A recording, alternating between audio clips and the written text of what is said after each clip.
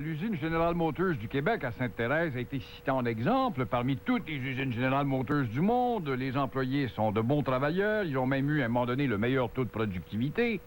Et voilà qu'on assiste à une désaffection des voitures sportives. Résultat, il y a un ralentissement qui s'en vient. Et chez General Motors, on ne veut pas, en tout cas du côté du syndicat, faire perdre des emplois. On est arrivé avec un effort pour sauver les emplois.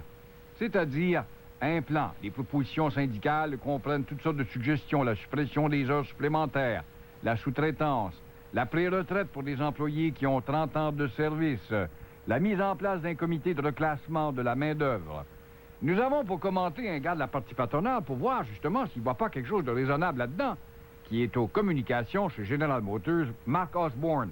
M. Osborne, bonjour. Bonjour, M. Brault. Oui, en parlant du syndicat, on peut dire qu'il met vraiment de l'eau dans son vin, là, lui. Écoutez, nous, dans les 4 propositions qu'ils nous ont fait, on ne voit aucun problème du tout. D'ailleurs, supprimer les heures supplémentaires, je peux vous dire qu'il y en a très peu qui se fait depuis le mois de décembre, justement à cause du ralentissement économique aux États-Unis.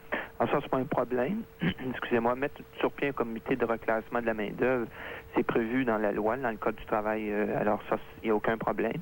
Et favoriser les pré-retraites, il y a déjà des clauses dans les conventions collectives à cet effet-là. Alors ça non plus, c'est pas un problème. Il reste la sous-traitance. Il reste la sous-traitance qui, pour nous, on se réserve le droit d'utiliser dans certains cas pour améliorer la position concurrentielle de l'entreprise. Parce que la sous-traitance doit être moins chère que sous le toit de General Motors à cause du tarif horaire? Ben, il y a ça, exactement. Il y a il faut venir aussi à réaliser qu'il y a des entreprises, des PME québécoises qui font du travail, très bon travail. Des fois, ils sont mieux équipés ou savent mieux faire certaines choses que nous et à meilleur compte.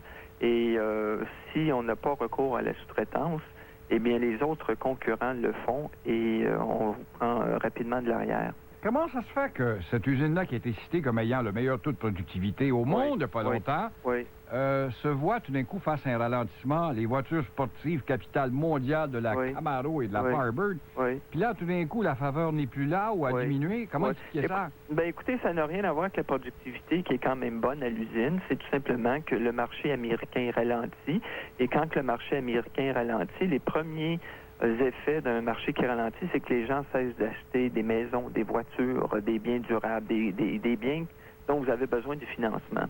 Et nous, on joue dans le fond dans un secteur d'activité qui est de la voiture sportive intermédiaire, qui est sensible à ces ralentissements économiques-là. Alors, on voit la demande est en chute.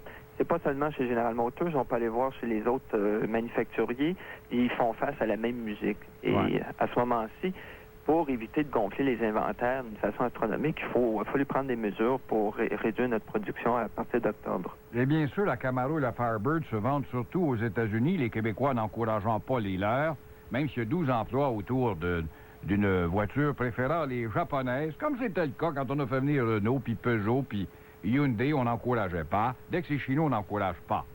Écoutez, ça, je suis très mal placé pour commenter. Je pense que les gens choisissent le véhicule qu'ils veulent. Mais pour nous, c'est vrai que le gros de notre marché est sur le marché américain.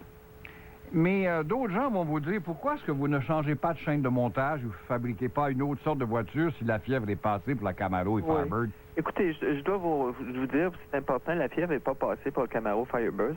Si l'économie américaine ne souffrirait pas d'un ralentissement, je suis convaincu que les Camaro et les Firebird trouveraient preneur aux États-Unis. Alors, c'est pas une question de vieillissement de la voiture. C'est une voiture qui est très compétitive, alors où est-ce qu'on se parle comparé à la concurrence.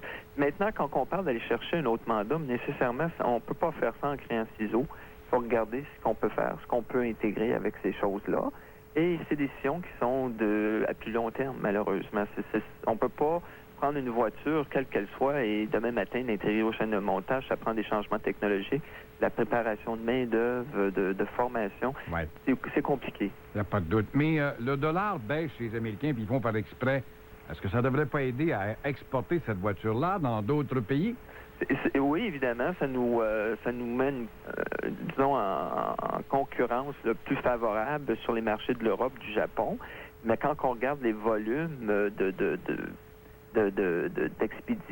d'expédition, pardon. Il faut comprendre que le marché américain des États-Unis, c'est le marché le plus gros au monde. Et c'est pour ça que les Japonais, entre autres, se sont lancés avec des marques de luxe pour aller chercher ce marché-là qui vendent même pas au Japon.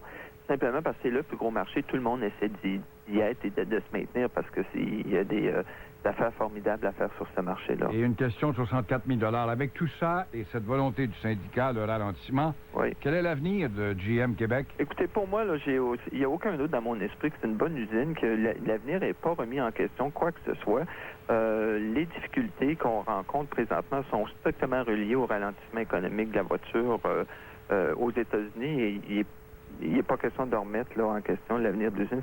Non, mais il n'y a pas des congédiements qui s'en viennent, vu qu'il y aura un ralentissement. Oui, à partir du 2 octobre, on l'a annoncé depuis 2 Oui, ça, semaines. vous l'avez dit. Que 1140 emplois vont être perdus. Encore, c'est à cause du ralentissement. Mais pour combien de temps prévoyez-vous ça? Vous n'avez pas d'idée encore? Non, c'est très difficile. Si on était des super économistes, on pourrait prévoir quand est-ce que les pépins, s'il n'y aura plus de pépins sur le marché américain et que le tout va reprendre. Ça va bien aller, mais je ne suis pas en position de le faire. Non, et les super économistes, ça n'existe pas. C'est comme les météorologues, ça se trompe souvent. Mais M. Osborne, merci beaucoup. D'accord. De General Motors, c'était Mark Osborne. M. Forget de l'usine General Motors qui réagit à l'entrevue de Mark Osborne, justement, de General Motors. Pour préserver les emplois ici, chez General Motors et partout au Québec, il faut commencer par acheter les produits d'ici. Oui, mais ça, M. Forget, la Société Jean-Baptiste l'a essayé et ça pogne pas. Parce qu'il y a un spécial l'autre bord de la rue, c'est moins cher, moins de 9 sous, c'est fait au Québec. Mais au Québec, surtout, on voit beaucoup trop de produits importés sur le chemin. Oui, mais on est à l'heure du libre-échange. Viendra un jour où les gens d'ici paieront de leur propre emploi et il sera trop tard. C'est une belle logique quand même, monsieur. Ami de Momo, M. Forget. Je dis toujours à M. Momo, ton ami Forget a appelé. Ah oui, c'est pas l'écoute. J'écoutais, mais j'ai rien compris. Un homme de Saint-Jean